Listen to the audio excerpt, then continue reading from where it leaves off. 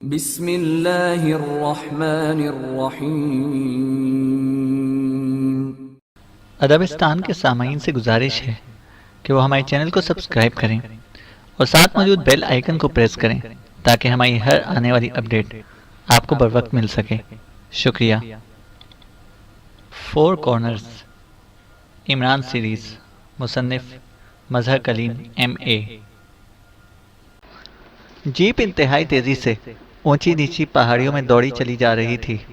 اس کی head lights ہی کیا، ہر قسم کی لائٹس بند تھیں، لیکن اس کے باوجود وہ خاصی تیز رفتاری سے ایسے راستوں پر بھاگ رہی تھی جہاں ذرا سی غلط حرکت اسے سینکڑوں فٹ گہری کھائیوں میں پھینک دیتی۔ لیکن جیپ چلانے والا شاید ان راستوں سے اس طرح واقف معلوم ہوتا تھا کہ گہرے اندھیرے میں بھی اس کا ذہن ہر موڑ، ہر درے کو پہچانتا تھا۔ عمران صاحب، اگر یہ مخصوص اینک نہ ہوتی تو میں کبھی اس طرح اندھیرے میں جیپ نہ چلا سکتا۔ ڈرائیونگ سیٹ پر بیٹھے ہوئے صفدر نے مڑ کر ساتھ والی سیٹ پر تقریباً نیم دراز عمران کی طرف دیکھتے ہوئے کہا۔ عمران بیٹھنے کی بجائے نیم دراز ہونے کی حالت میں تھا۔ اس کا سر سیٹ کی پشت سے ٹکا ہوا تھا اور آنکھیں بند تھیں۔ جیپ کی پچھلی سیٹوں پر چوہان صدیقی خاور موجود تھے۔ وہ خاموش بیٹھے ہوئے تھے۔ یہ اینک بنائی اس جیپ چلانے کے لیے گئی ہے، عمران نے آنکھیں کھولے بغیر کہا۔ عمران صاحب، آپ شاید پوری طرح ٹھیک نہیں ہیں، اس لیے زیادہ بہتر تھا کہ آپ بھی باقی ساتھیوں کی طرح آرام کرتے، صفدر نے اس بار سنجیدہ لہجے میں کہا۔ آرام میری قسمت میں کہاں جناب صفدر صاحب، اب تو مجھے بعض اوقات خیال آتا ہے کہ قبر میں بھی ضرور مجھے کسی نہ کسی تنظیم کے خلاف کام کرنا پڑے گا، آرام وہاں بھی نہیں ملنا۔ عمران نے اسی طرح آنکھیں بند کیے ہوئے جواب دیا اور صفدر مسکرا کر خاموش ہو گیا۔ پھر جیپ جیسے ہی ایک پہاڑی موڑ سے مڑی، صفدر نے پوری قوت سے اس کی بریکیں لگائیں تو زوردار چڑچڑاہٹ کے ساتھ جیپ ایک زوردار جھٹکے سے رک گئی۔ کیا ہوا؟ عمران نے چونک کر آنکھیں کھولتے ہوئے پوچھا اور اٹھ کر بیٹھ گیا۔ اس کے سر پر ابھی تک پٹیاں بندھی ہوئی تھیں۔ آگے راستہ نہیں ہے، صفدر نے ہونٹ بھینچتے ہوئے کہا۔ اوہ اچھا، پھر پیدل چلنا پڑے گا، عمران نے سنجیدہ لہجے میں کہا اور پھر آہستہ سے جیپ کی سائیڈ کا دروازہ کھول کر نیچے اتر آیا۔ اس کے ساتھ ہی دوسری طرف سے صفدر اور پچھلی طرف سے باقی ساتھی بھی باہر آ گئے۔ وہ ایک پہاڑی ڈھلان کے اختتام پر موجود تھے اور واقعی آگے ایک اور پہاڑی دیوار کی طرح اوپر کو اٹھتی چلی جا رہی تھی۔ دائیں ہاتھ پر جو پگڈنڈی جا رہی تھی وہ اتنی تنگ تھی کہ اس پر پیدل تو چلا جا سکتا تھا، لیکن جیپ بہرحال نہ جا سکتی تھی۔ اینکیں پہن لو، عمران نے اپنے اڑ کر اپنے ساتھیوں سے کہا اور خود بھی جیپ سے اسی طرز کی اینک نکال کر پہن لی جیسی صفدر کے چہرے پر تھی۔ لیکن عمران کے انداز اور بولنے میں وہ تیزی اور چمک موجود نہ تھی جو اس کی طبیعت کا خاصہ تھا۔ وہ نہ صرف انداز میں ڈھیلا ڈھالا نظر آ رہا تھا بلکہ بول بھی اس طرح رہا تھا جیسے اسے بولنے میں تکلیف ہو رہی ہو۔ عمران کے ساتھیوں نے اینکیں لگانے کے بعد جیپ کی پچھلی سیٹوں کے نیچے رکھے ہوئے تھیلے اٹھا کر اپنی پشت پر لادے اور پھر وہ آگے بڑھنے لگے۔ عمران اور صفدر آگے آگے تھے جبکہ باقی ساتھی پیچھے چل رہے تھے۔ عمران خالی ہاتھ تھا لیکن باقی سب کے کاندھوں سے مشینیں لٹک رہی تھیں۔ وہ اس پگڈنڈی پر چلتے ہوئے آگے بڑھتے گئے۔ یہ تنگ سی راہداری خاصی طویل ثابت ہو رہی تھی۔ وہ کرنل فیدی اور میجر پرمود نہ جانے کیا کر رہے ہوں گے، صفدر نے اچانک کہا۔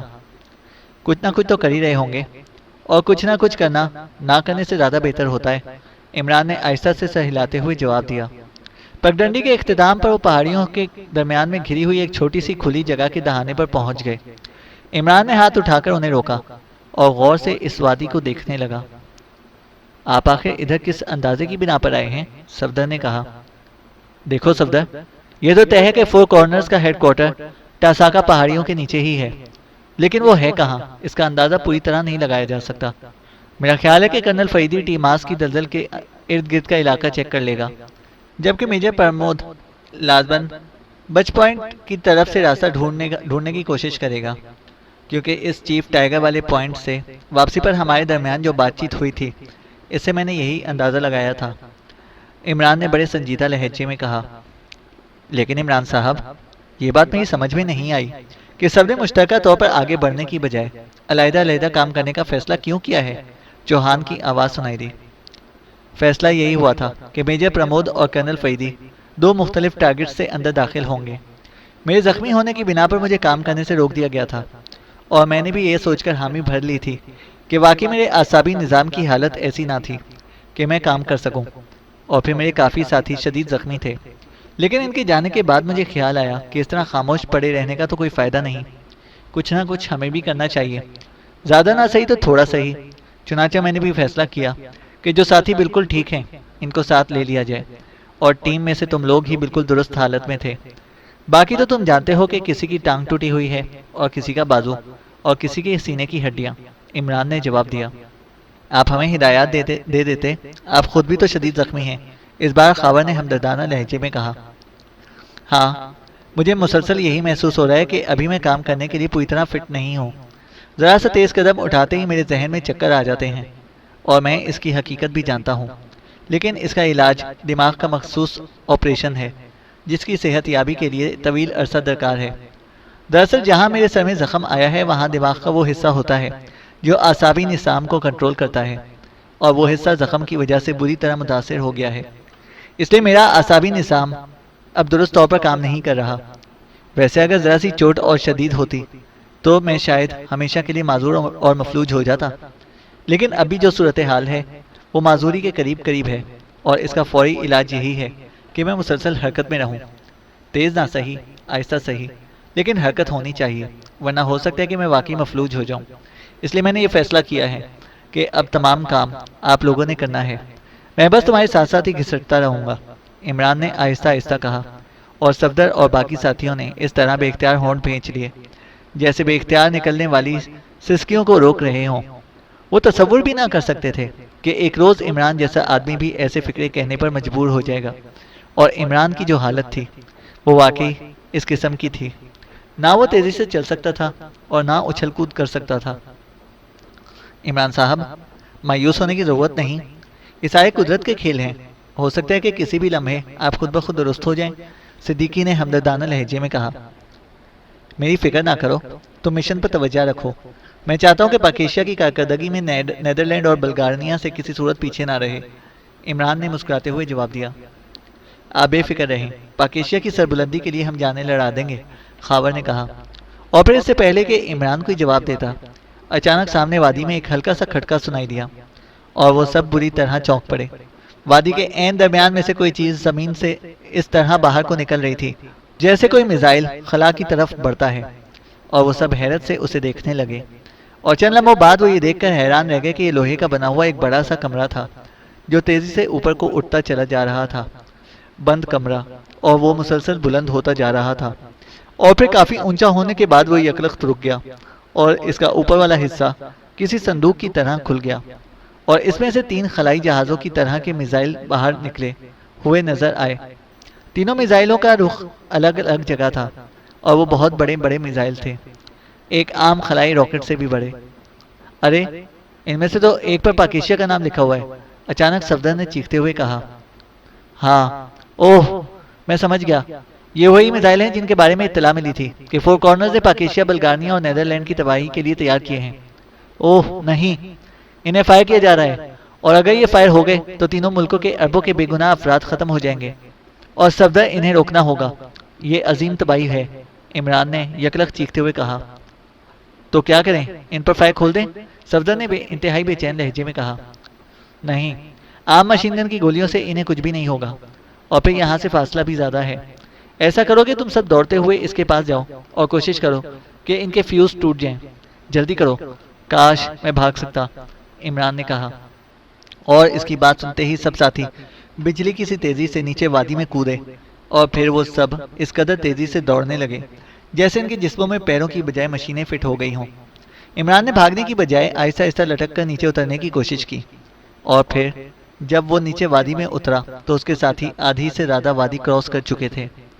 عمران آہستہ آہستہ آگے بڑھنے لگا، اور باقی ساتھی ابھی اس لوہے کے کڑے کے قریب پہنچے بھی نہ تھے کہ یکلخت ان میزائل نما راکٹوں کے نچلے حصوں میں سے روشنی سی پھوٹی جیسے جگنو چمکتے ہیں، اور عمران نے ہونٹ بھینچ لیے، میزائل فائر کیے جا رہے تھے، اور اب ان تک پہنچنا ناممکن ہو گیا تھا، اور پھر یکلخت وادی مشین گنوں کی تڑتڑاہٹ سے گونج اٹھی۔ یہ فائرنگ صفدر اور اس کے ساتھیوں نے کی تھی، انہوں نے بھی شاید یہ روشنی دیکھ کر یہی اندازہ لگایا تھا کہ میزائل فائر ہو رہے ہیں، اور ان کی مشین گنوں سے نکلنے والی گولیاں शोले की सूरत में ठीक उधर को लपकी जहाँ रोशनी दिखाई दे रही थी, लेकिन रोशनी तेज होती जा रही थी और गोलियां किसी काम ना आ रही थीं। इमरान उसी तरह आहिस्ता आहिस्ता आगे बढ़ा चला जा रहा था कि उसकी नज़र इन्हीं मिसाइलों पर जमी हुई थी। चेहरे पर से शदीद कर्व के आसार नुमाया थे। वो बेबसी से होंठ काट रहा था कि अचानक इसका पैर किसी गड्ढे में गिर गया और इसके जिस्म को जोरदार झटका लगा।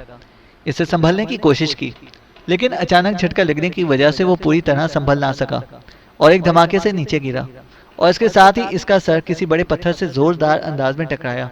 और इमरान को यूं महसूस हुआ जैसे इसके दिमाग में चिंगारियां सी भर गई हों, और फिर यकलख्त जहन पर तारीकी छा गई। इमरान साहब, इमरान साहब! अचानक खाबर की चीखती हुई आवाज़ इमरान के कानों में पड़ी और इमरान ने एक झटके से आंखें खोल दी। खाबर उसे बुरी तरह झिंझोड़ रहा था और वादी फायरिंग की आवाज़ों से गूंज रही थी। क्या हुआ? अचानक इमरान ने उठने की कोशिश करते हुए कहा, और दूसरे लम्हे वो इस तेज़ी से उठकर खड़ा हुआ कि खुद भी चौंक पड़ा। इमरान साहब, आप गिरकर बेहोश हो गए थे, इसलिए मैं आपको देखने के लिए आया हूँ, खाबर ने कहा। लेकिन इमरान ने हाथ उसे एक तरफ हटाया और फिर तेज़ी से आगे कदम बढ़ाए, और दूसरे लम्हे इसके जिस्म में मुसर्रत की तेज़ लहरें दौड़ने लगीं, क्योंकि अब इसकी रफ्तार वाकई बेहद तेज़ थी और तेज़ी के बावजूद इसका सर ना चकरा रहा था।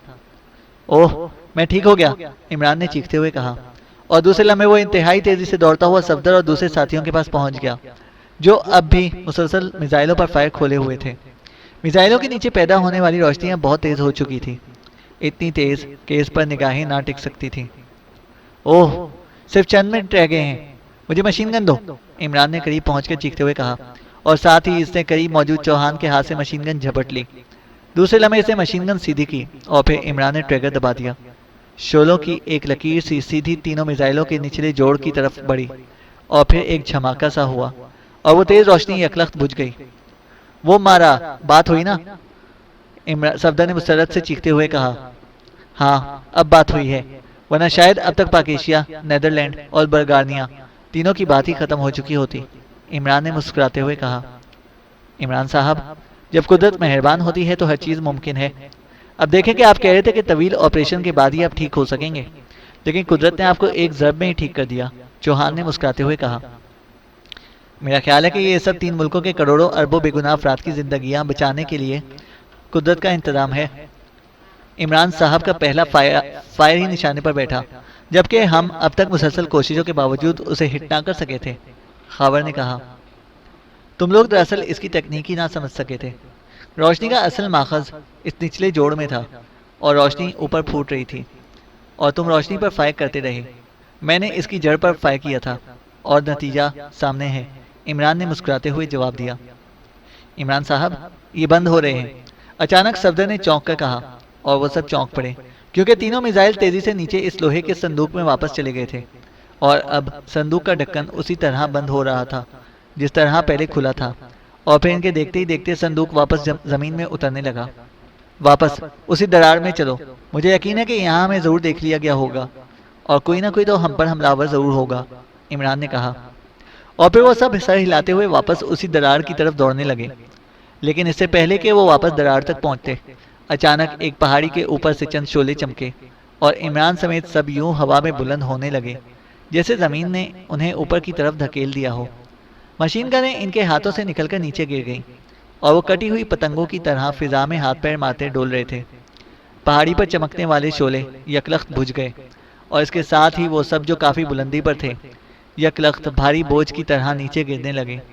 लेकिन जाहिर है वो आम आदमी ना थे, तरबियत याफ्ता सीक्रेट एजेंट थे, इसलिए नीचे गिरते हुए वो सब पैराट्रूपिंग के अंदाज में आ गए। लेकिन इससे पहले कि इनके पैर ज़मीन से टकराते, अचानक एक ज़ोरदार झटके से इनके जिस्म एक बार फिर तेज़ी से फिजा में बुलंद होते चले गए। पहाड़ी पर दोबारा पहले जैसे शोले चमक रहे थे और इस बार इनके बुलंद होने की रफ्तार पहले की निस्बत कहीं ज़्यादा थी, और चंद ही लम्हों बाद वो इन पहाड़ियों से भी बुलंद हो गए।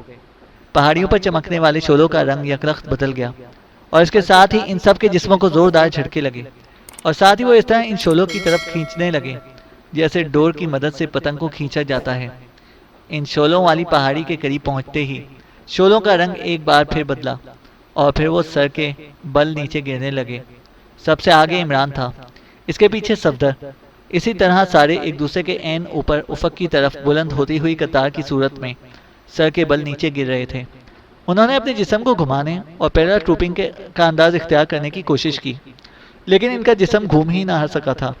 یوں لگ رہا تھا جیسے انہیں کسی نہ دکھائی دینے والی سلنڈر میں رکھ کر سر کے بل نیچے پھینکا جا رہا ہو۔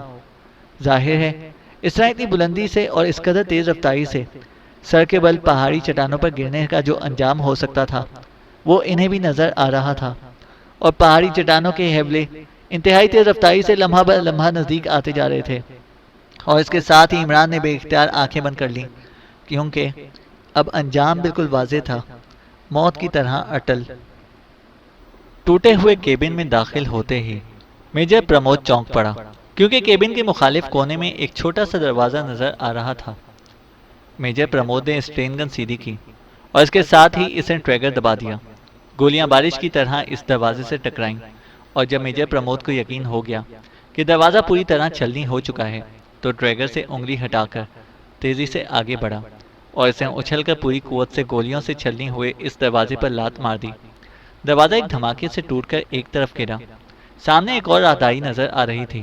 میجر پرمود نے اسٹین گن کے نیچے لگے ہوئے مخصوص بٹن دبائے اور پھر ٹریگر دبا دیا۔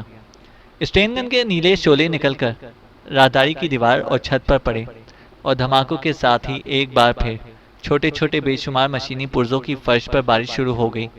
میجر پرمود اسی طرح فائرنگ کرتا ہوا تیزی سے آگے بڑھنے لگا۔ اس کے زندہ بچ جانے والے ساتھی اس کے پیچھے تھے۔ ابھی انہوں نے آدھی راہداری ہی کراس کی ہوگی کہ یکلخت سرر کی تیز آواز کے ساتھ ہی زمین سے ایک سیاہ رنگ کی چادر سی نکل کر راہداری کو پوری طرح بند کرتی ہوئی اوپر چھت سے جا لگی۔ میجر پرمود کی اسٹین گن سے نکلنے والے نیلے شعلے اس سیاہ دیوار سے ٹکرائے، لیکن دیوار پر ان خوفناک اور تباہ کن شعلوں کا کوئی اثر نہ ہوا۔ توفیق، ریڈ فائر، میجر پرمود نے چیخ کر کہا، اور دوسرے لمحے ساتھ موجود توفیق کا ہاتھ برق رفتاری سے حرکت میں آیا اور کوئی چھوٹی سی گیند نما چیز اڑتی ہوئی اس سیاہ دیوار سے ٹکرائی، اور ایک خوفناک دھماکہ ہوا، اور اس بار نہ صرف وہ دیوار ہی اڑ گئی بلکہ راہداری کی سائڈز کی ایک پوری دیوار ہی غائب ہو گئی۔ اسی لمحے میجر پرمود اور اس کے ساتھیوں پر غائب ہوتی ہوئی دیوار کی دوسری طرف سے فائر ہوا، اور میجر پرمود اور توفیق تو اچھل کر فرش پر گرے، جبکہ انہیں اپنے پیچھے چیخوں کی آوازیں اور اپنے ساتھیوں کے گرنے کے دھماکے سنائی دیے۔ میجر پرمود نے نیچے گرتے ہی اسٹین گن کا رخ اس طرف کر کے فائر کھول دیا، اس لیے باہر سے صرف ایک ہی برسٹ آ سکا تھا، اور باہر موجود 10-11 لمبے تڑنگے افراد گھومتے ہوئے نیلے شعلوں کی زد میں آ کر اچھل کر زمین پر ڈھیر ہوتے چلے گئے۔ اسی لمحے توفیق نے لیٹے ہی لیٹے ایک بار پھر بازو لہرایا، اور اس کے ہاتھ سے نکلنے والا ریڈ فائر بم ان کے گرنے والے افراد کے پیچھے دوڑ کر آتے ہوئے 20 کے قریب افراد کے عین اوپر گرا، اور خوفناک دھماکے کے ساتھ ہی وہ سب کے سب زمین پر ڈھیر ہو گئے۔ اب دوسری طرف میدان خالی تھا۔ اپنے ساتھیوں کو دیکھو، میجر پرمود نے چیخ کر توفیق سے کہا، اور خود اچھل کر ٹوٹی ہوئی دیوار سے باہر نکل گیا۔ وہ اس وقت ایک خاصے لمبے چوڑے میدان میں موجود تھا، اور جس راہداری سے وہ نکلا تھا اس کے بعد ایک خاصی بڑی بند ڈبے نما عمارت تھی جو ادھر سے بالکل بند تھی، لیکن اس سے آگے کافی دور ایک مخروطی عمارت تھی جس کے اوپر خاصی بلندی پر ایک چوکور کھڑکی میں سے تیز روشنی پھوٹ رہی تھی۔ باس، سب ختم ہو گئے، وہ سب چھلنی ہو چکے ہیں۔ اسی لمحے توفیق نے میجر پرمود کے قریب آتے ہوئے گلوگیر لہجے میں کہا، اوہ، انتقام بڑھتا جا رہا ہے، آؤ ادھر۔ میجر پرمود نے انتہائی غصے سے پھنکارتے ہوئے کہا، اور ساتھ ہی اس نے اس مخروطی عمارت کی طرف دوڑ لگا دی جس کی کھڑکی میں سے روشنی نکل رہی تھی۔ توفیق نہ صرف اس کے پیچھے دوڑ رہا تھا بلکہ وہ ساتھ ساتھ ہر سائڈ پر بھی گردن گھما کر ماحول کا جائزہ بھی لیتا جا رہا تھا، کیونکہ کسی بھی طرف سے اچانک آنے والی گولیاں ان دونوں کی جان آسانی سے لے سکتی تھیں، لیکن اس عمارت تک پہنچنے کے باوجود کسی طرف سے فائر نہ ہوا۔ پرمود ایک لمحے کے لیے اس عمارت کے نیچے جا کر رکا۔ اس عمارت میں سوائے اس کھڑکی کے اور کوئی دروازہ یا کھڑکی نظر نہ آ رہی تھی۔ ریڈ فائر کرو، پرمود نے یکلخ چیختے ہوئے کہا، اور توفیق کا ہاتھ ایک بار پھر لہرایا اور گول سی گیند رائفل سے نکلی ہوئی گولی کی طرح اس مخلوطی عمارت کی دیوار سے ٹکرائی۔ ایک دھماکہ ہوا، لیکن دیوار اسی طرح سلامت کھڑی رہی۔ ریڈ فائر بم اس کا کچھ بھی نہ بگاڑ سکا تھا۔ اوہ، یہ عمارت اسٹاپ پروف ہے، اس کا مطلب ہے یہ انتہائی اہم عمارت ہے، میجر پرمود نے بڑبڑاتے ہوئے کہا، اور اس کے ساتھ ہی وہ تیزی سے توفیق کی طرف مڑا۔ جلدی کرو، بیگ سے کمند نکالو، ہمیں اس کھڑکی تک پہنچنا ہے، جلدی کرو، پرمود نے چیخ کر کہا۔ میں نکال چکا ہوں کمند میجر، توفیق نے کہا۔ وہ واقعی پرمود کے کہنے سے پہلے ہی پشت سے لدے ہوئے بیگ میں سے کمند نکال چکا تھا۔ یہ کمند عام کمندوں کی طرح نہ تھی، بلکہ ایک چھوٹی سی گن تھی۔ مجھے دو، پہلے میں اوپر جاؤں گا، میجر پرمود نے اس کے ہاتھ سے گن جھپٹتے ہوئے کہا، اور اس کے ساتھ ہی اسے گن کا رخ اس کھڑکی سے ذرا سا اوپر کر کے فائر کر دیا۔ سر کی تیز آواز کے ساتھ ہی کوئی باریک تار گن کی نال سے نکلی اور تیزی سے اس کھڑکی کی طرف بڑھی۔ دوسرے لمحے چٹ کی آواز سنائی دی اور میجر پرمود کے ہاتھ کو جھٹکا سا لگا۔ وہ سیاہ رنگ کی باریک سی تار تن گئی تھی۔ میجر پرمود نے گن کے پہلے ٹریگر سے ذرا سا آگے بنا ہوا دوسرا ٹریگر دبایا اور ساتھ ہی دستے پر گرفت مضبوط کر لی۔ اس ٹریگر کے دبتے ہی پرمود کے جسم کو ایک زوردار جھٹکا لگا اور دوسرے لمحے پرمود جیسے ہوا میں اڑتا ہوا اس کھڑکی کی طرف بڑھتا چلا گیا۔ اس نے گن کے دستے کو مضبوطی سے پکڑا ہوا تھا اور گن کا دستہ اب بجلی کی سی تیزی سے کھڑکی کے اوپر والے اسپاٹ کی طرف سمٹتا جا رہا تھا، اور اس گن کے ساتھ ہی میجر پرمود بھی اڑتا ہوا اوپر جا رہا تھا۔ عمارت کے قریب پہنچتے ہی میجر پرمود نے دونوں ٹانگیں اوپر اٹھائیں۔ اسے ٹانگوں کا رخ ٹھیک اس کھڑکی کے درمیان میں رکھا تھا، اور پھر ایک زوردار جھٹکے کے ساتھ اس کا جسم اس مستطیل چوکھٹے کے درمیان پھنس گیا۔ اس کا اوپر والا جسم اوپر کی طرف اٹھا ہوا تھا، جبکہ اس کی دونوں ٹانگیں اس کھڑکی کے اندر غائب ہو چکی تھیں۔ گن ابھی تک اس کے ہاتھ میں تھی۔ جیسے اس کی جسم کی حرکت رکی، میجر پرمود نے گن والے ہاتھ کو مخصوص انداز میں جھٹکا دیا تو تار کے آگے موجود گول سیاہ رنگ کی دھات کا پوائنٹ جو دیوار سے چپکا ہوا تھا پلک جھپکنے میں علیحدہ ہو گیا، اور میجر پرمود نے گن نیچے کھڑے توفیق کی طرف اچھال دی، اور پھر جلدی سے اس نے اپنے جسم کو موڑا اور تیزی سے اس چوکھٹے کے اندر گھسنے لگا۔ وہ مسلسل جسم کو موڑتا جا رہا تھا، اس طرح اس کا جسم تیزی سے مڑنے کی وجہ سے اندر داخل ہوتا گیا۔ ابھی تک دوسری طرف سے کوئی رد عمل نہ ہوا تھا، اس لیے میجر پرمود کے لیے اندر سے کوئی خطرہ بھی ابھی تک پیدا نہ ہوا تھا۔ چند لمحوں بعد ہی میجر پرمود کا جسم پوری طرح اندر پہنچ گیا اور پھر وہ نیچے گرنے لگا۔ میجر پرمود کو چونکہ باہر سے کھڑکی کی بلندی کا اندازہ تھا، اس لیے نیچے گرتے ہی اس نے دو قلبازیاں کھائیں، اور پھر اس کے پیر جیسے ہی سخت زمین سے ٹکرائے وہ ایک بار پھر قلبازی کھا کر سیدھا کھڑا ہو گیا۔ اسٹین گن ابھی تک اس کے دوسرے ہاتھ میں موجود تھی۔ اس نے جسم میں کی حرکت ختم ہوتے ہی تیزی سے ادھر ادھر کا جائزہ لیا تو اسے دیکھا کہ وہ ایک بڑے سے کمرے میں ہے جس میں دیواروں کے ساتھ ساتھ بڑی بڑی پیٹیاں بنی ہوئی تھیں۔ درمیانی حصہ خالی تھا، اور پھر میجر پرمود کی نظریں یہاں سے باہر نکلنے کے لیے کوئی دروازہ تلاش کرنے لگیں۔ کمرہ چھت سے نکلنے والی تیز روشنی کی وجہ سے پوری طرح منور تھا۔ ابھی میجر پرمود دروازہ تلاش کر ہی رہا تھا کہ اسے ایک سائیڈ پر کھڑکے کی آواز سنائی دی، اور میجر پرمود بجلی کی سی تیزی سے اچھل کر دوسری سائیڈ پر ہو گیا۔ جس طرف کھٹکا ہوا تھا اس دیوار میں ایک دروازہ نمودار ہوا، اور پھر بیک وقت دو چیزیں وجود میں آ گئیں۔ ایک طرف اس مستطیل روشن دان میں سے توفیق کا نچلا آدھا جسم نمودار ہوا، اور ادھر اس خلا میں ایک آدمی اندر داخل ہوا۔ اندر آنے والے نے شاید اوپر روشن دان میں ہونے والا کھٹکا سن لیا تھا، اس لیے اس کی نظریں اوپر کی طرف ہی چپک گئی تھیں، اور وہ اپنے قریب موجود پرمود کو چیک ہی نہ کر سکا۔ اس آدمی نے توفیق کی ٹانگوں کو دیکھتے ہی بجلی کی سی تیزی سے جیب میں ہاتھ ڈالا ہی تھا کہ میجر پرمود کا ہاتھ اس سے بھی زیادہ تیزی سے حرکت میں آیا، اور وہ آدمی چیختا ہوا اچھل کر منہ کے بل فرش پر جا گرا، اور میجر پرمود نے اس پر چھلانگ لگا دی۔ اس آدمی نے نیچے گرتے ہی تڑپ کر اٹھنے کی کوشش کی، لیکن میجر پرمود اس کے پوری طرح اٹھنے سے پہلے ہی اس سے جا کر ٹکرایا، اور پھر وہ اس آدمی کو رگڑتا ہوا سامنے والی پیٹیوں میں سے ایک دھماکے سے جا ٹکرایا۔ اسی لمحے توفیق بھی پرمود کی طرح پیراٹروپنگ کے سے انداز میں کلابازیاں کھاتا ہوا نیچے آنے لگا۔ اس آدمی کی کھوپڑی پیٹی سے اس بری طرح ٹکرائی تھی کہ اس کا جسم یکلخت ڈھیلا پڑ گیا، اور پرمود اس کے جسم کے ڈھیلا پڑنے کا احساس کرتے ہی اچھل کر پیچھے ہٹا تو وہ آدمی ریت کی خالی ہوتی ہوئی بوری کی طرح نیچے فرش پر ڈھیر ہو گیا۔ اس کا خیال رکھو توفیق، میں ادھر دیکھتا ہوں، میجر پرمود نے مڑ کر توفیق سے کہا، جو اب سیدھا کھڑا ہو چکا تھا، اور خود وہ اچھل کر اس خلا کی طرف بڑھ گیا جہاں سے وہ آدمی نمودار ہوا تھا۔ دوسری طرف ایک بڑا سا کمرہ تھا جس کی سائیڈوں میں بڑی بڑی بیٹریاں سی نصب تھیں۔ ایسی بیٹریاں جو ایٹامک مشینری کو چلانے کے کام آتی ہیں۔ درمیان میں ایک بڑی سی میز پر ایک مشین رکھی ہوئی تھی اور اس کے پیچھے ایک کرسی تھی۔ میز کے ساتھ ایک چھوٹے سے اسٹول پر ایک سرخ رنگ کا ٹیلی فون بھی رکھا ہوا تھا۔ میجر پرمود جلدی سے اس مشین پر جھک گیا، لیکن اس پر صرف بٹن ڈائل اور رنگ برنگے بلب جل بجھ رہے تھے۔ اس پر کوئی اسکرین موجود نہ تھی۔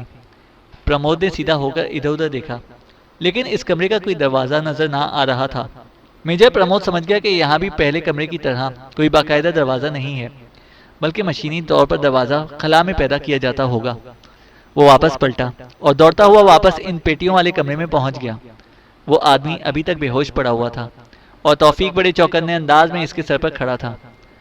اسے اٹھا کر ادھر لے آؤ، جلدی کرو، میجر پرمود نے کہا، اور توفیق نے جھک کر اس آدمی کو اٹھایا اور واپس پلٹتے ہوئے پرمود کی طرف دوڑ پڑا۔ اسے کرسی پر بٹھاؤ، میجر پرمود نے ہونٹ کاٹتے ہوئے کہا، اور توفیق نے کاندھے پر لدے ہوئے آدمی کو کرسی پر ایک جھٹکے سے بٹھا دیا۔ اسے ہوش میں لے آؤ، میجر پرمود نے کہا، اور اس کا فکرہ مکمل ہوتے ہی توفیق نے پوری قوت سے اس آدمی کے چہرے پر تھپڑ مارنے شروع کر دیے۔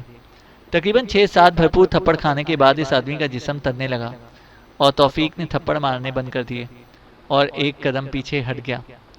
میجر پرمود تیزی سے آگے بڑھا اور اس نے اپنا ہاتھ کھول کر اس آدمی کی گردن پکڑ لی۔ اسی لمحے اس آدمی کی آنکھیں کھل گئیں اور ساتھ ہی اس کے حلق سے چیخ نکل گئی، میں تمہاری گردن مروڑ دوں گا۔ یہ کون سا سیکشن ہے؟ پرمود نے گراتے ہوئے کہا، اور ساتھ ہی اسے پوری قوت سے انگلیوں کو اندر کی طرف دبایا۔ یہ گریٹ چیف باس سیکشن ہے، اس آدمی نے انتہائی خوف اور تکلیف سے گھرگھراتے ہوئے لہجے میں کہا۔ اس کا چہرہ تیزی سے مسخ ہوتا جا رہا تھا اور آنکھیں پھٹتی چلی جا رہی تھیں۔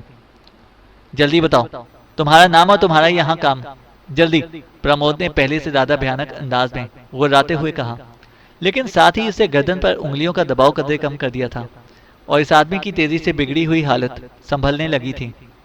میں اسپیشل سپلائی اسسٹنٹ ہوں، یہ ایٹامک بیٹریاں ہیں جن سے پورے سینٹر کی مشینیں چلتی ہیں۔ ساتھ والے کمرے میں اسپیشل سپلائی ہے۔ میں کھٹکے کی آواز سن کر ادھر گیا تھا، اس آدمی نے ہکلاتے ہوئے جواب دیا۔ تم نے ادھر روشن دان کیوں بنا رکھا ہے؟ اور پھر وہ خالی تھا، اس سے کوئی شیشہ وغیرہ بھی نہ تھا؟ میجر پرمود نے پوچھا۔ اسپیشل سپلائی کو مسلسل تازہ ہوا چاہیے، اس لیے، اس آدمی نے جواب دیا۔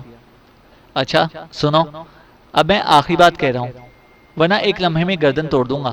گریٹ چیف باس کہاں ہے اور اس تک کیسے پہنچا جا سکتا ہے؟ پرمود نے انگلیوں کو دباتے ہوئے کہا۔ وہ مین سیکشن میں ہے، یہاں سے ایک راہداری سیدھی مین سیکشن کو جاتی ہے۔ یہ چوتھا بٹن دبانے سے راہداری کا دروازہ کھل جاتا ہے، اس آدمی نے کہا، اور اس کے ساتھ ہی پرمود کا ہاتھ گھوما اور کھٹاک کی آواز کے ساتھ اس آدمی کا سر ایک طرف ڈھلک گیا۔ اس کی گردن کی ہڈی پر پرمود نے اپنے ہاتھ کو گھما کر اپنی بے پناہ طاقت سے توڑ ڈالی تھی۔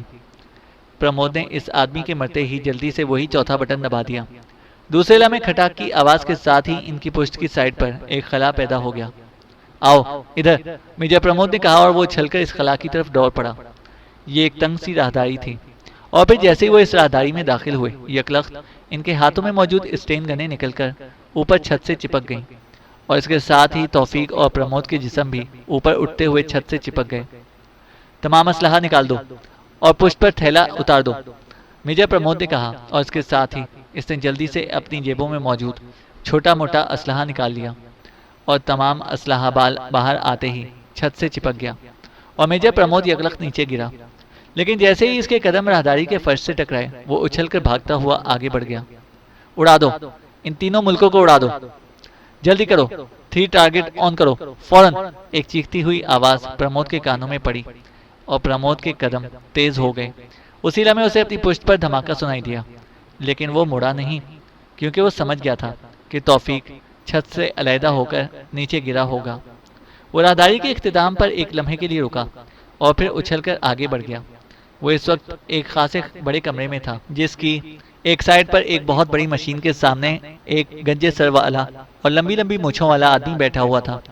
وہ مسلسل مشین کے مختلف بٹن دباتا جا رہا تھا اور ساتھ ساتھ چیخ بھی رہا تھا کہ اڑا دو، تباہ کر دو پوری دنیا کو، ایک آدمی بھی زندہ نہ بچے۔ گنجے سر والا اس قدر جوش اور غصے سے چیخ رہا تھا کہ اس کی آواز سے پورا کمرہ گونج رہا تھا، اور شاید اسی جوش اور چیخ کی وجہ سے اس کے کانوں میں پرمود اور توفیق کے راہداری کی چھت سے گرنے کہ دھماکے بھی نہ پڑے تھے۔ ٹھیک ہے، بالکل ٹھیک ہے، اوکے، میں پہلا بٹن دباتا ہوں، پھر لاسٹ بٹن دباؤں گا، اور یہ 3 نامراد ملک ہمیشہ ہمیشہ کے لیے صفائی ہستی سے غائب ہو جائیں گے۔ ہاں ہاں ہاں، گنجے سر والے نے بری طرح چیختے ہوئے کہا، اور اس کے ساتھ ہی اس نے تیزی سے مشین کے نچلے حصے میں موجود ایک سرخ رنگ کا ہینڈل باہر کھینچ لیا۔ چونکہ کمرے کا فاصلہ کافی تھا، اس لیے پرمود تیزی سے اس طرف دوڑنے لگا جدھر وہ آدمی موجود تھا۔ ہاں ہاں ہاں، بلغاریہ، پاکیشیا، نیدرلینڈ، الوداع، گڈ بائے، مکمل تباہی۔